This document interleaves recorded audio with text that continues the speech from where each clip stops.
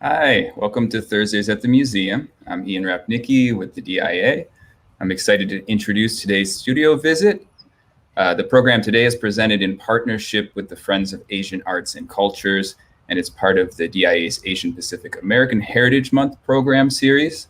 You can learn more about that series at dia.org/APAHM 2021, or navigate through our website, dia.org. Dr. Shinming Shyu of the FAAC will lead a demonstration on traditional calligraphy. Dr. Shyu is an experienced calligrapher who gained early exposure to the art of traditional calligraphy under his father's instruction as a family tradition in Taiwan. During the program, you'll have the opportunity to ask some questions. If you're viewing on YouTube, you'll have to sign into your Gmail account, and then you can leave a public comment. If you're viewing on Facebook Live, then you're already signed in, so you can just reach us through the Facebook comment section. And your questions may be read on screen by DIA Studio Coordinator Zach Freeling, who will be in conversation with Dr. Shyu today. So thanks for joining us, and please welcome Zach and Dr. Shinming Shyu. Thanks, Ian. Thanks, Ian. Hi, Dr. Shyu. Thanks for joining us. Thanks so much for being part of this program. We're really happy to have you. Thank you so much for inviting me to attend this program. I'm honored to be part of this. Oh, that's great. So this is our Thursdays at the Museum studio visit that we do the first Thursday of each month, having different artists. And Dr. Shyu, you're going to talk to us about calligraphy today, correct? Yes, I'm going to. Great. To start us off, can you tell us just a little bit about just your background, how you got started with this technique? Okay. When I was a child, I was brought up and raised in Taiwan. My father was a great calligrapher. So he taught me when I was young as a family tradition, because as I was told, my grandfather was good at the calligraphy as well. So we consider this part of our family tradition. So we start learning this when I was small. Okay, so you've been doing this for a long time. That's yes. That's great. However, let me explain a little bit. I would not consider myself professional calligrapher. I would say myself is a serious hobbyist, because I practice by training. I'm an architect rather than a calligrapher by living. Okay, so architect by training, but still yes, a serious hobbyist of calligraphy. Right. That's great. Yes. All right, so let's we're going to take a look at some of your work and talk about some of the styles and components of calligraphy. Okay. And then we're going to do a little demonstration shortly here as well. This is the first piece we're going to look at, and this has some background on the piece, but let's just go right ahead and look at this first scroll here. What can you tell us about this piece here, Dr. Shyu? Okay, so this is a poem created by a Song Dynasty renowned literature. His name is Su Dongpo. He created this when he was pondering upon the antique on the Red Rock Cliff. So he created this thinking about in Three Kingdoms, there's a war fight along this part of the river. So he came up with this piece of poem. So it's really, really famous in history. So I actually write this in running style. So this is actually created by Su Dongpo, but I create the calligraphy during my leisure time.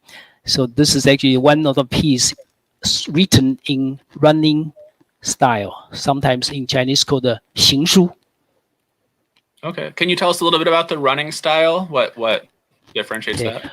Running style is actually along the evolution of the styles.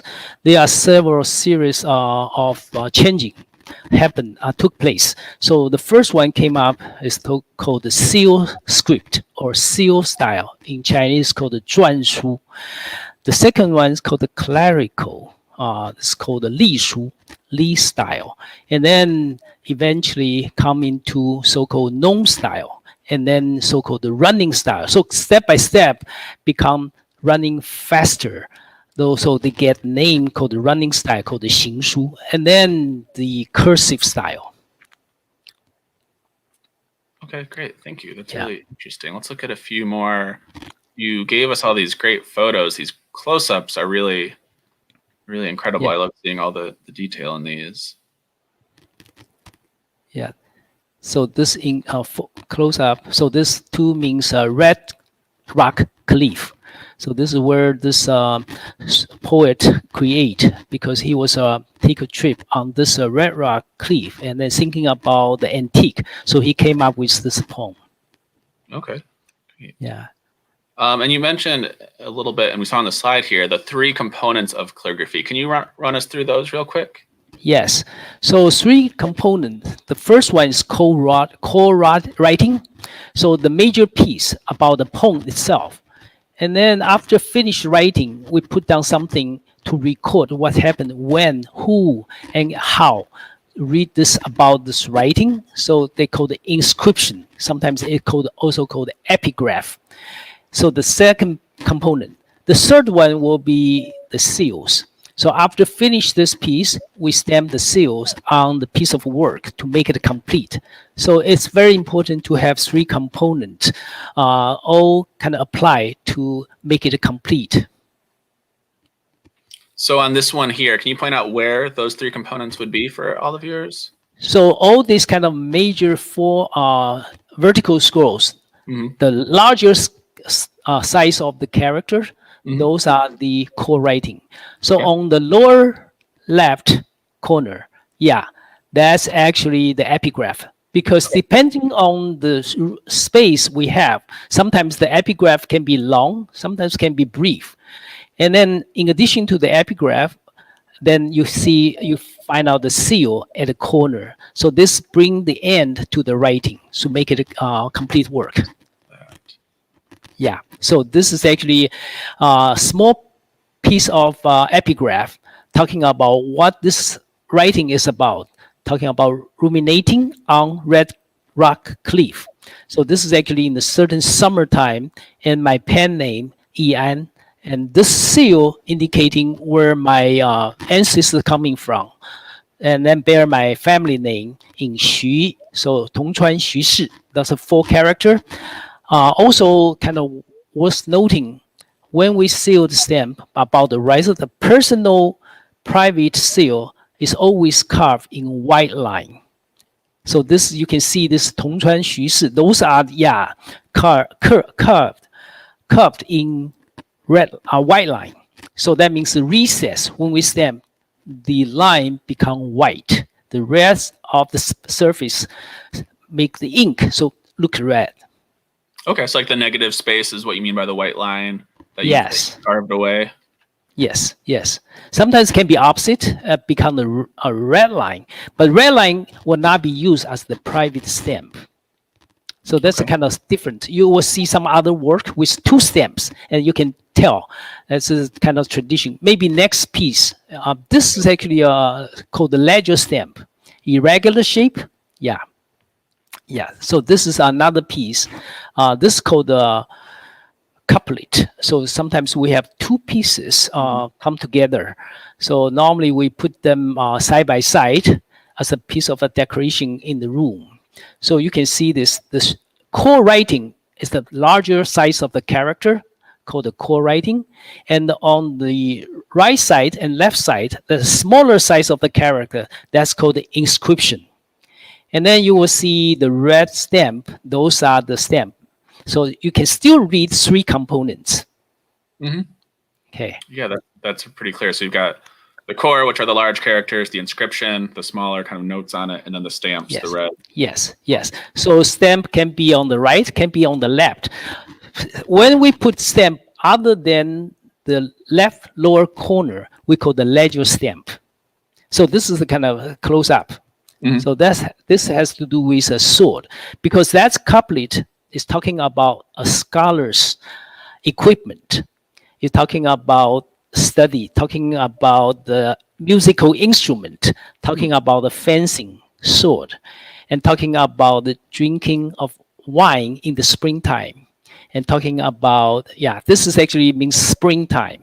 So it kind of close up. And then this is the stamp. This stamp? is a legal stamp. This is not my family. You see this thing in the red line, right? The red line, So yeah. in the red line. So this red line is actually, in this case, this is called a legal stamp. Legal means not so serious. So this is actually sometimes with decorative purpose. Okay. Wherever needed, we can stamp that. So this is actually 5 character on that stamp. So this actually I carved in Chinese called the Green Mountain still exists. So 青山依旧在. Okay, that means the Green Mountain still there. Okay, so we don't have to worry about the firewood. In that sense, we kind of preserving the nature, preserving ourselves. So this is actually one of the kind of sentence to be a function as a reminder of ourselves. Great. And this is a great example too. You can really see the red lines that are raised up versus the white lines that were recessed in the prior example of the stamp. And you carve these stamps as well, right? Yes, I did. Yes, I did. Great. So this is very interesting. You notice that the other things for the private stamp is always, I would say probably 99% of the cases will be in square. Okay. Few cases they use a circular shape. In Japan, they tend to use circular shape. Okay, but in China, in Korea, they tend to use the square for the private stamp. Okay, great. Yeah. One thing I'm noticing with these great close-up shots, and we got a comment here in the chat about the texture of the paper, which you can really see on these close-ups is really incredible. How important is it for you? How much consideration do you put into the paper with a completed work? The paper is actually printed with a sparkling kind of gold foil. Mm-hmm. So they come up with more decorative purpose. So sometimes in order to enrich the atmosphere of the space, so people tend to use the decorative piece to write, especially for the calligraphy. So all this pattern as a background, they actually coming from the end of the roof tile, starting from Han Dynasty. So all these kind of things with sometimes with pattern, sometimes with character. So this is more or less decorative, also indicating where the character should be located. So make it a couplet easier, kind of corresponding to each other. You see this, yeah. So this is actually zooming. You can see this kind of side by side. So become a couplet. So we're seeing a couple things with this paper. Both, I mean, just the plain texture of the paper looks like really nice woven paper. Yeah, and then the gold leaf that's decorative, and then also, sort of circle behind the character, which you can see. Yes. So that's also helpful to space out the characters, you're saying? Mm-hmm, mm-hmm. Yeah. So if you look at this one, this indicating a scholar's equipment. So the first two on the right side is called the musical instrument, and the sword, indicating the fencing, martial art. And then the spring wine. So basically, in the kind of ancient Chinese, the scholar tend to do this. On the left one is called the cypress in the court, and also the fragrance from the incense burner, and then a desk full of old antique books. So you can tell musical instrument, fencing, wine, and cypress, incense, and old antique books. So those actually are kind of become the capacity of a scholars. Okay, that's great. This is really, it's great looking at these and hearing right from you. I feel like this is a really great opportunity for us. I've got a lot more slides here, but I think now, I think maybe you could show us some of your tools that you brought with you today. I'll be glad to. Okay, great. So when we write the calligraphy, we need basically the brush, the paper, and the ink. So I'm going to show you on the desk displayed here. Okay, first of all, we have brush. The brush come up with different hair. So you can see this one. This is actually the brownish hair, indicating this is from the fox, and this is from wool, sometimes from rabbit, can be mixed. So depending on the size of the character, sometimes we could use a smaller one, sometimes we use a bigger one. Okay, so for the brush, and then we use the ink stone. This is the ink stick. okay, ink stick. So we grind this inks with the water. So this is ink stone. So you can see the water turn into ink. Sometimes to save some time, the modern calligrapher or say the calligraphy hobbyist, they use the ink, liquid ink, to pour on ink stone and brush ink, ink stone, and rice paper. So those are the three tools. We start writing some calligraphy when we prepare to do something to express our feeling in terms of the say literature or say imitating ancient pieces. So those are the calligrapher tend to do.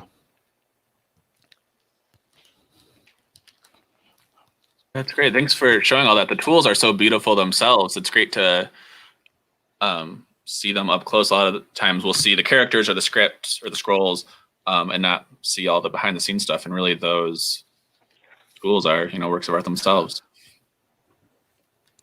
Okay. All right. So I think now you're going to show us a style or two of calligraphy, correct? Yes. I'm going to demo two pieces. Okay. One is the running script, 行书. Okay, so that's a poem, two verses. Okay, I'm going to demo this with three components. We just talk about co-writing first, inscription, and then the seal.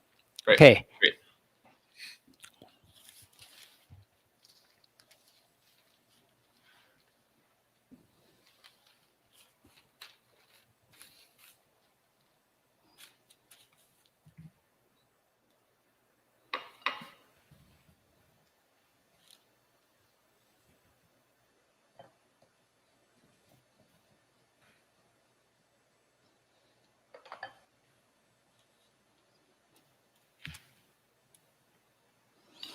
I tend to use two plates.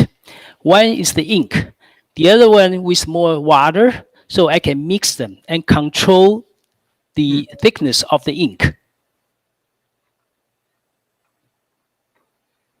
About how much water would you say you use? What's the ideal consistency you look for?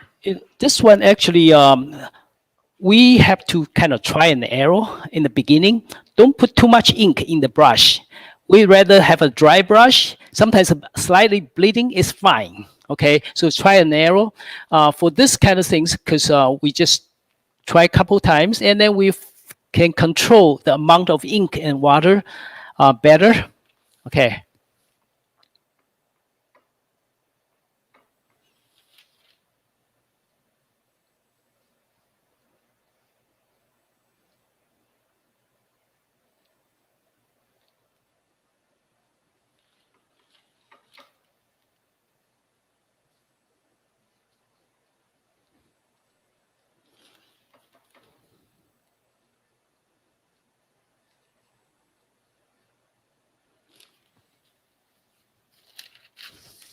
So we can see on your paper a little bit, we see some of those circle shapes in the background, and those are just decorative. You're not tracing those, correct? No, we are not tracing that. It's just indicating 7 characters to consist the verse. Okay. And then you're just doing it all freehand. Right. So we write over the decorative pattern. So that's actually help us locate the character on the right position.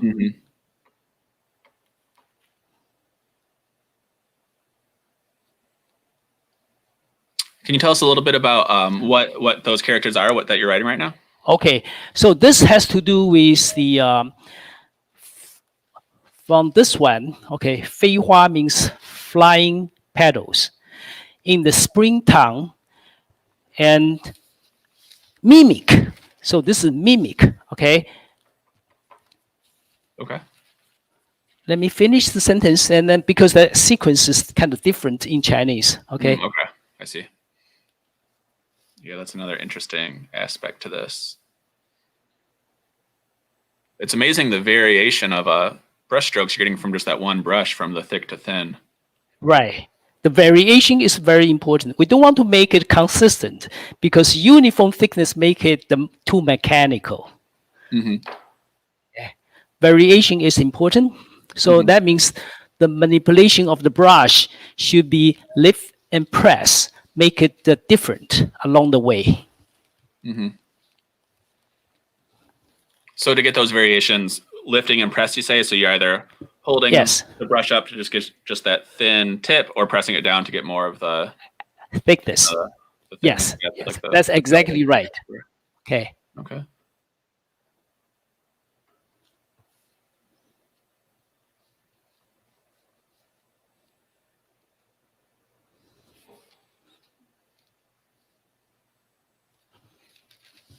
So this second sheet will go along with the first one as one piece, correct? Yes, yes. So the couplet means two pieces. Okay.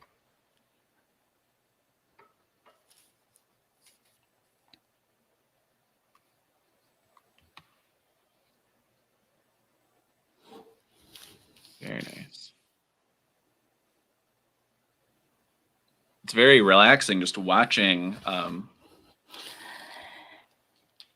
This one, I think again, the manipulation of the brush make it slightly different in terms of the thickness. Sometimes can be moving faster, sometimes moving slower. Okay, because a limit, because a timeline, I try to write slightly faster. Okay.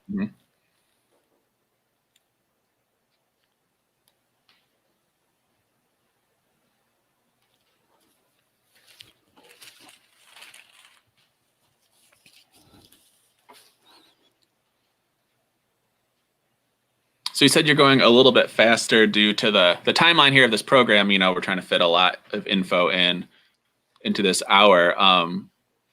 A scroll this size, if you had all the time in the world, would you spend, how much time do you think it would take you to do a piece like this?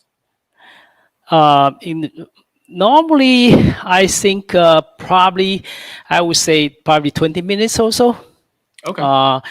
And then I have to write the inscription. Okay, so the Right, next one will be the inscription. So let me explain a little bit on the meaning of this one. So as we have seen along the way, we write, move the brush faster, slower, and sometimes we can change the speed, change the thickness of the stroke.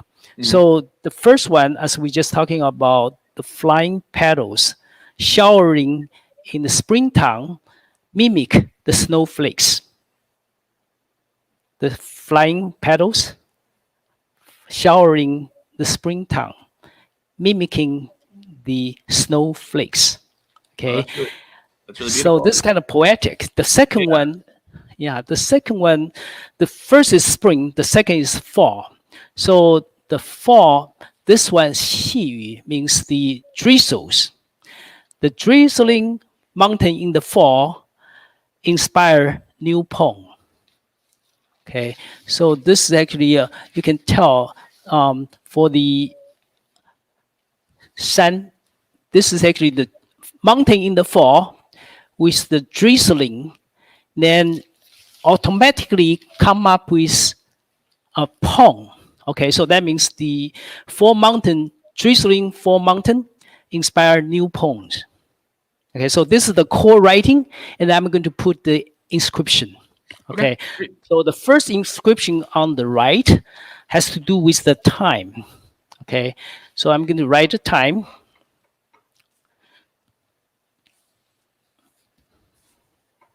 Okay.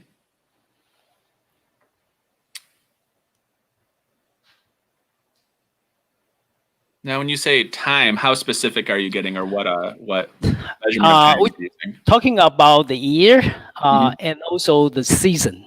Okay. Not the date or hours or something Right, like that. Okay.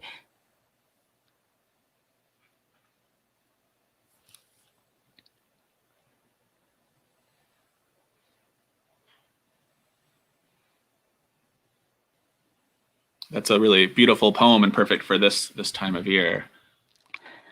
That's why I think I choose this one to share with the viewer. Yeah, we have some really beautiful trees here at the museum on the lawn with lots of beautiful flowers that are all starting to come down in the past week or so. Yeah, so they're mimicking the snowflake. Mhm. Okay, so that means the year of ox in the springtime. Okay, so this is actually the year of ox in the springtime. Okay, so this is the first part of inscription, and I'm going to write the second part of the inscription to indicating the writer, okay, and where I write it. Okay.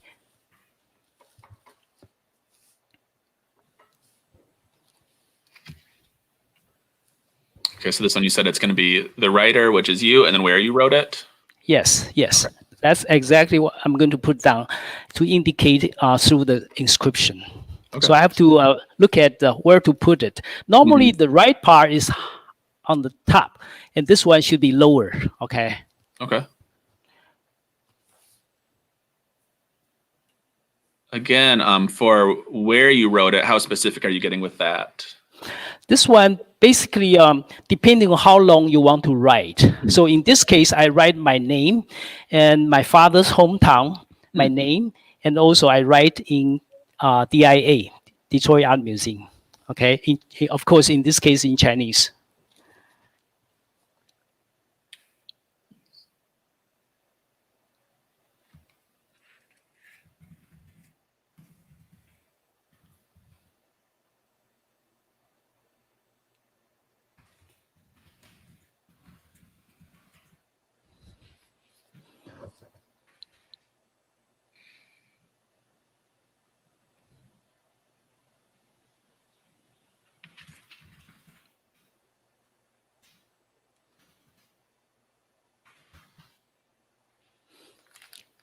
Very nice.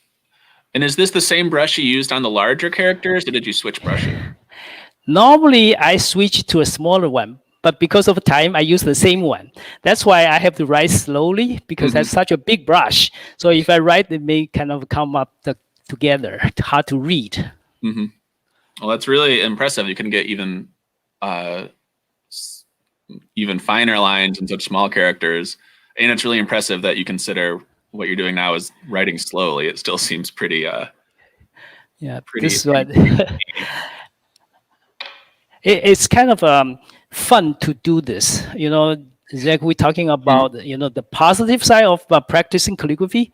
It helps you concentrate because we create this poem. We try to memorize this noun piece. So when we memorize this poem, we write and then become concentrate, be able to reach the status of kind of Zen. So this is actually very helpful to concentrate, to get kind of a calm. Okay. Yeah, and when you say, sorry, here, just have a question here. When you say, it would take you 20 minutes maybe, which still seems so fast. I'm sure you've obviously spent thousands of hours practicing this, I'm sure, to get to that level. And we had a question in the comments of how to practice freehand. Do you have any tips for someone starting out wanting to practice this method? We have we will talk about how to start from the beginning because there's several styles. We will cover that along the way. Okay, let me finish the piece with the seal and then we can continue. Thanks. Okay, let me finish this one. So as we just talked about, there are three components. So the first two, the core writing and also the inscription. So I'm going to stamp, the seal. So see this is the seal. So we have to do many times to ensure the surface all covered by the ink. Okay, and then we can stamp that. So many times. You see this? Make sure all the surface of the ink, the seal, get still. Okay, get all the ink, and then we have to check the right side. Okay, so I look up this is the right side top, and then I start seeing almost align with this. Okay,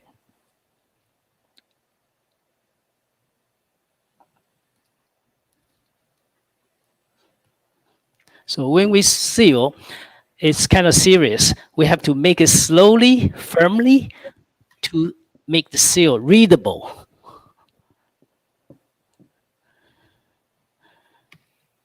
And lift up slowly. Okay, so this is one and I'm going to stamp another one. Okay.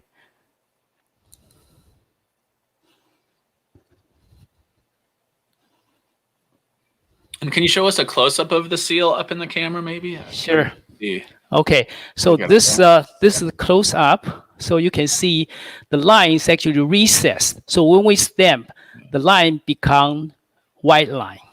So versus this one, this will be in the red line because all these letters, the stroke become kind of elevated. Okay, you can see this, and also for the for this, we always put together one red line, one white line. Okay, so this is the second one.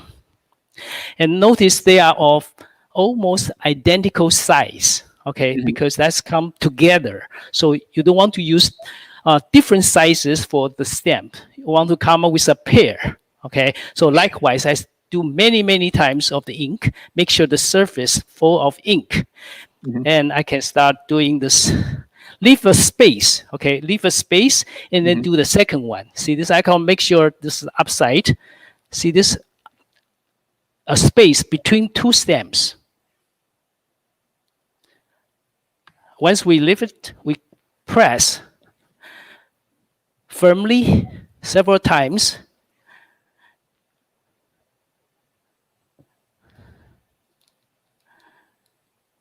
Leave it closely. So this is actually two stamps done with this the stamp inscription and the core writing. So make it complete. Sometimes for the decorative purpose, because here you see this, that's without any red line. So sometimes we put another stamp to make it kind of balanced. Okay, so in this case, you can pick up another, this is the what? I like to do this. Let me see. Okay, so I put another stamp on the right piece. Okay, so visually it's kind of balanced. Okay. Okay. Question about the seals. Do you ever use a different color for the stamp than this red? Normally in red. Sometimes can be a little bit more orange. Sometimes can be a little bit more kind of red, but 99% will be red. Okay. Yeah. Okay. So this is the most common ink color. Okay. Is there a reason that is it just through tradition, or is there a reason that that's what's generally used, this reddish orange or red? I think because traditionally we write on the rice paper, so on the white background, the reds stand out much better in contrast with the black ink. So it's come up visually nice. Okay. And also there's a old tradition to make the ink for the stamp. So this is actually a kind of an old tradition in Asia as well. So do the same, stamp many times, and then I stamp some of this. In this case, I don't follow here. I put the lower here. Okay, again, align with this one. Okay, so I put, make sure this up's aligned somewhere here. Okay, so I press.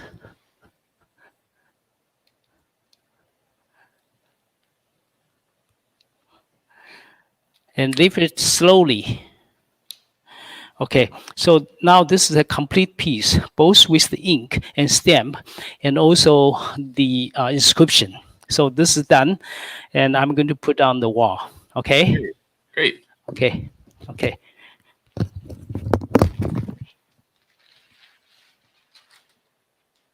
All right, and while Dr. Shyu is doing that, thanks for all of the great comments from you viewers. We're getting to them as we can. We'll have some more time towards the end as well. So if you don't hear your question asked, we'll get to it. But we appreciate all of the questions and all the great comments too. We'll definitely share those with Dr. Shyu. A lot of great compliments in here. And I agree, this work is really beautiful. So that's considered as a complete piece. Okay, so with the three components, we know that's a complete the calligraphy writing. Okay. That's great. A couple other questions here, Dr. Shyu. Someone Yes. asked, what was the significance of including your father's hometown in the inscription? I think this is actually also a tradition for those who actually migrate, immigrant to different places. Okay, and we tend to remember where we're coming from. So this is actually for most of the Chinese artists, or say we remember where our ancestors from. So this is how my father taught me. So we learned this one. So when we start designing the stamp, we remember where our ancestors are from.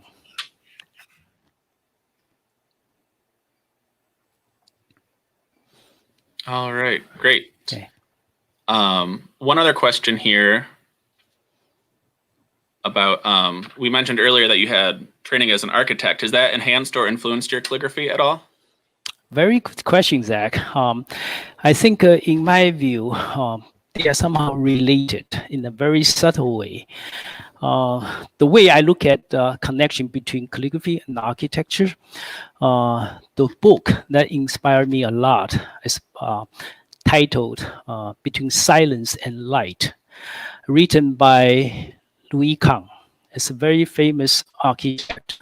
So he wrote, between light and silence, architecture exists. So the light is actually give the life to the architecture. So likewise, in the calligraphy, there's another book called Impress of Shadow, written by a Japanese author called Junichiro Tanizaki.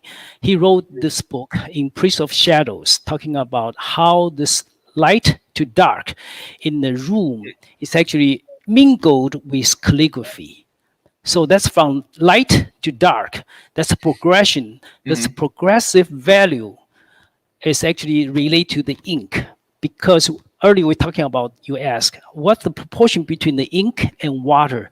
In the ink wash, sometimes it's intentionally make it light, sometimes intentionally make it more dense, so it's kind of dark. So these two books inspire me, and I see from the light to the silence, from light to dark in the calligraphy. So that's somehow related in a way that I can perceive. So that's how I see how they can be connected in a very, very profound way. Yeah, well, that's great. That's very interesting. We have some more work of yours to look at, but I think, did we want to go back to tips for beginners or people that might want to try out freehand calligraphy, try out some writing? Definitely. I would start suggesting starting from certain, they call the nice square. See this is actually called, can we see it? Can you see the nice square template? Let's get that second camera up. Okay, here. Can you see it? Okay, this one. Yeah. So this is a nice square, okay? You pick up this one. This is actually very easy to find online, okay? So nice square template, okay? So for this kind of things, you also use some sort of easy character to start with. So I will introduce my personal experience. I think clerical style is the best way to get in, because here you can tell for the Li style. So 1, 2, 3, 4, that's very easy Chinese character. So we can see this part and this part become a feature. So this feature stroke is actually often used in different character repeatedly. So that's called the feature stroke of clerical style. If you see different character, you see this. This is almost like a variation, the same thing. That's called the goose tail. So this part called silkworm head, goose tail. So with this kind of composition, you can learn very easily, because this is kind of horizontal. And can you hold that down just a little bit, Dr. Shyu? There we go, perfect. Yes. Perfect. Okay, so you can see this. This is called the silkworm head, and this is called the goose tail. Silkworm head and goose tail. So this is a feature stroke often applied in different character. You see this feature stroke everywhere. Okay, so you can see almost everywhere. Okay, so this one is kind of goose tail. So I will start showing how to follow this stroke to locate on the light square template. Okay, so look at this one. If I start with this light square, okay, so we follow this one, make it kind of a similar to the model. Okay, so this is the model. So I locate my stroke following this one. So often we go opposite a little bit. Okay, you see this? Opposite to this one. See this? This is silkworm head, and then go up to the peak. Stop pressing. Stop. Press. Okay, so this is actually how you start with this. So this one, you notice this because the heavier here, so the peak is here, not right in the middle. Okay, so you can see this kind of visual balance. I'm going to show you the second one. So look at this one. This is actually slightly kind of curve up. So it's go this way, opposite a little bit, and then curve. I follow the grid. You see this? I locate the grid exactly where it is, right? So start with this one, opposite a little bit to form the silkworm head. Peak, stop pressing. Stop. Lift the brush, press, and then form the goose tail and bring the brush back. So that's exactly the same location because the nice square template help us to locate the brush. Okay. So notice this one slightly curved. Yeah, it's so subtle. Yes, exactly. So kind of subtle, and then this one curved down. So that's how we start with the beginning of this. This clerical style is the best. Okay, so I can show you the name of this one. This is actually a book published by a Japanese publisher. This is actually the name of this, called the Ritual Vessel Tablet. Okay, so this is actually they show how to use the brush in a certain way. Okay, so good things to start to learn, and this is actually very useful tools. Okay, so use the nice square template and then make this simple square, locate the brush, and I strongly suggest starting from the clerical style, make it easier to get in. Okay. Starting with the clerical style, really it seems like the key is sort of practicing the brush strokes and getting the individual techniques down and then kind of growing from there, building from there. That's so interesting too, that it's not just about, the movement straight across. There's sort of the other axis as well, lifting up, applying more pressure. Going back. Yes, you're absolutely right. Lifting and press, so that make the stroke variation. Okay, so sometimes it's thicker, sometimes it's slender, or also to form the goose tail and the silkworm head. So that's really easy to grab the feature of the clerical style. That's great. You mentioned that book that we had a question earlier. Someone mentioned that they had a friend that practices Japanese calligraphy. Are there major differences between the Japanese calligraphy and Chinese? For the Japanese calligrapher, they have their own words, right? So they have like a part of the letters actually come from the Chinese character. So you can see this. This is actually from this one. Can you see this? Can you see this publisher? Okay. Yeah. So this one is actually published by a Japanese book called 二玄社. Okay. So you can see this. This is actually they love calligraphy. So this is actually demonstrated by a Japanese calligrapher. Okay, they show all this kind of strokes. Okay, so this is actually from the stone tablet, and this is actually how to move the brush. So Lee style or clerical style is the best way to get started. Mhm. Okay. Oh, that's great. Okay. Thank you for that. Another question, we were wondering how important is it that the calligraphy is legible or can be read, or is it also important to just have a aesthetic quality to appreciate just the way it looks? Very good question, Zach. I think to enjoy or to appreciate a piece of calligraphy writing, we can compare to a linguistic. Okay, we're talking about language. There's a two different level: syntax and the semantics. The first part is the structure. The second part is the meaning. So when we read the calligraphy, although it's good to understand the meaning of the writing, but sometimes we can enjoy the movement, the brush, and the variation of the stroke, even the degree of value changing along the ink. So this is actually can be abstract in certain way. So in addition to say learning the meaning, if we don't learn the meaning, the graphic itself, the composition, the movement, the ink still can be regarded as abstract painting in the Western art. That's how I see it, because if we look at this one, sometimes we maybe touch upon some collection that DIA has, some modern artists, right? I think Ian had, here it comes, yeah. Oh, yeah, that's fantastic image. So this is a Franz Klein that's in our collection, Yes. which, yeah, you can definitely see the similarities in the brush strokes and the colors, obviously.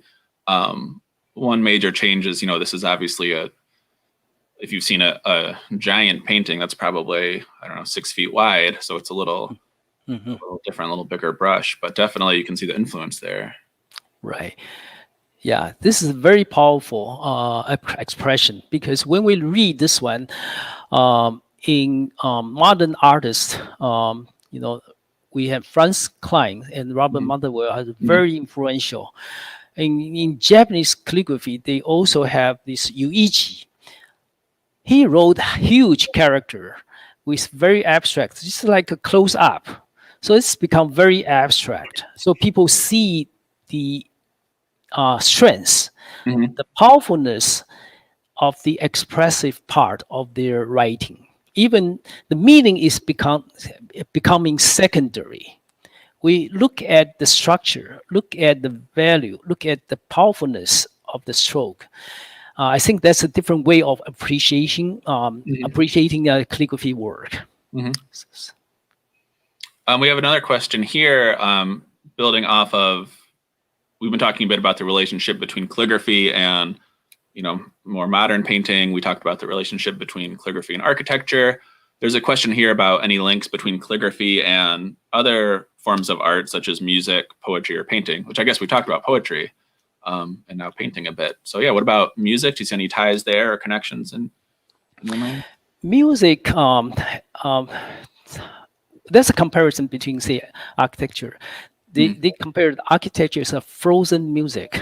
Okay, so similarly, calligraphy can be seen that way, because by looking at the calligraphy writing, sometimes can be faster, can be slower, can be pressing, can be lifting. So those kind of variation you see if you read carefully, even from Franz Klein's, you can see this very powerful expression. You can almost sing, almost like heavy metal music to me. Yeah. Okay.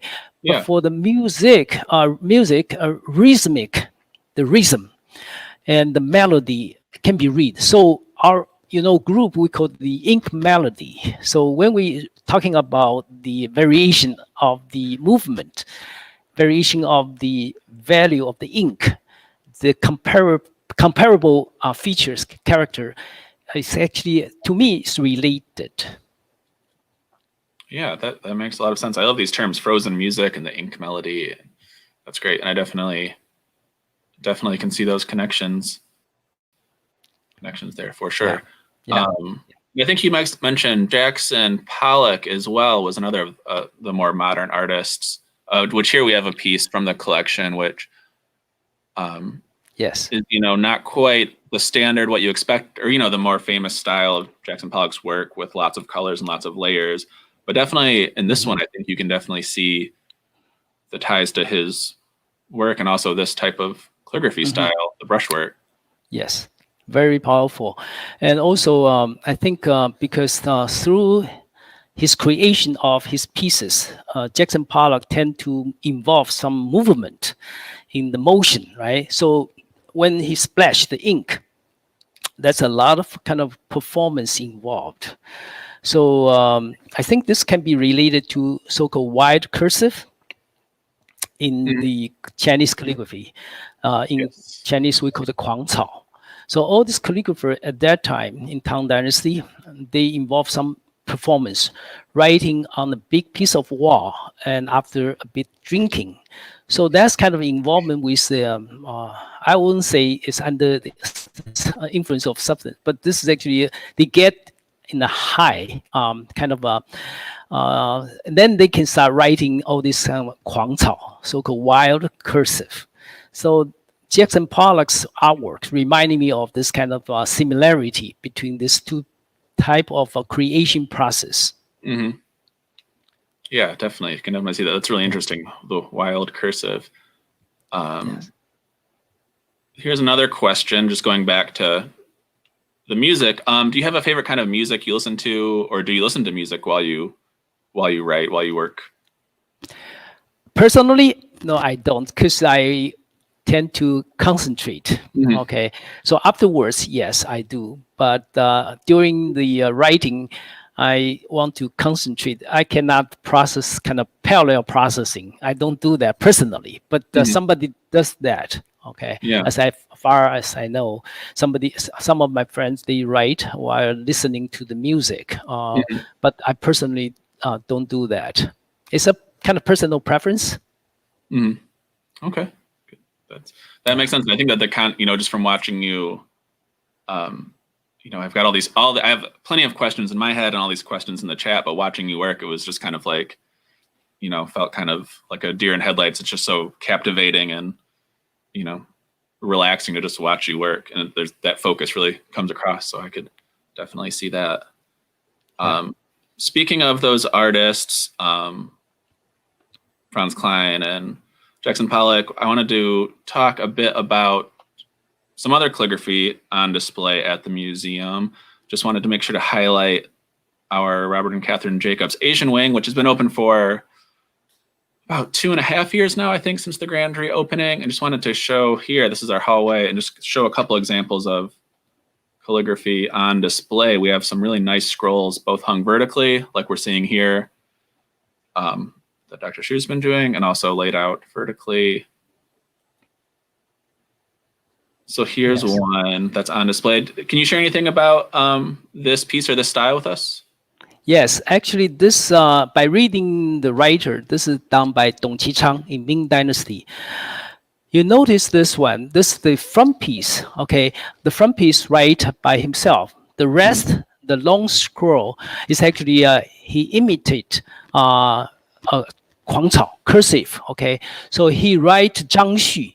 Zhang Xu is one of the famous calligraphers in Tang Dynasty, known for his wild cursive. But this one, Dong Qichang tried to imitate his style. But for Zhang Xu, he tend to use a very, very heavy ink, very strong strokes. Dong Qichang is kind of emphasized on the literalized approach. Because he himself is a calligrapher and also a government officer. So he's more like a disciplined in certain way. So you don't read the wild cursive. He tried to imitate Zhang Xu, but to me, I think it's not actually 100% reflect what Zhang Xu is actually tend to write in the wild cursive.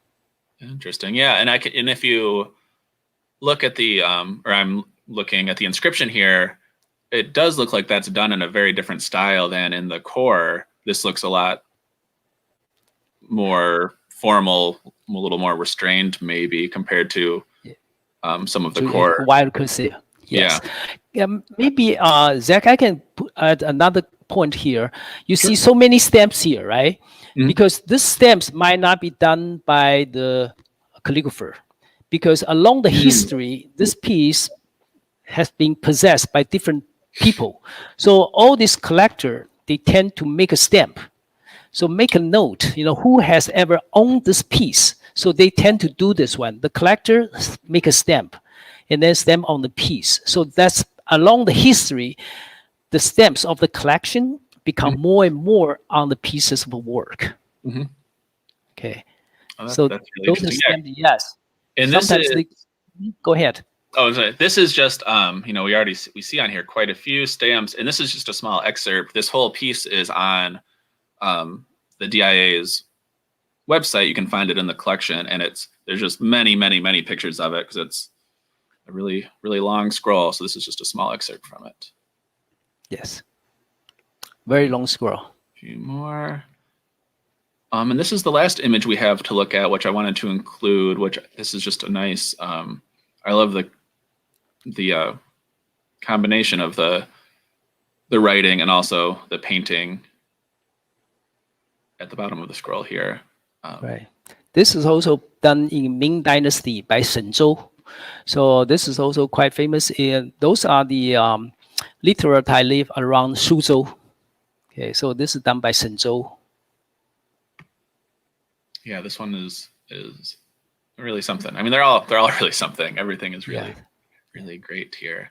Let's see. We are just about to wrap up, I think. This hour really flew by. Thank you so much, Dr. Shyu, for being with us and for sharing your artwork with us and sharing your insight. Beautiful work. So meaningful. It's great to hear all the, what goes into it, what your thought process is. Definitely makes me appreciate these scrolls, the script a lot more. Thank you. Thank you, Dave. Thank you. And want to say, we're wrapping up. Apologize if we didn't get to all of your questions or comments. We'll make sure to share those with Dr. Shyu as we still have the chat up once our time is up. But thank you for participating. Thanks for asking. Thanks for sending messages. Thanks for viewing. Really appreciate it. Stay tuned next week, next Thursday at 1 o'clock. We're doing a presentation on Detroit artists in the DIA collection with Howard, Ray, and Tana. So check that out. That should be a great one as well. Lots of great Detroit artists in the collection. Yeah. And with that, we're all set for today. Thanks again.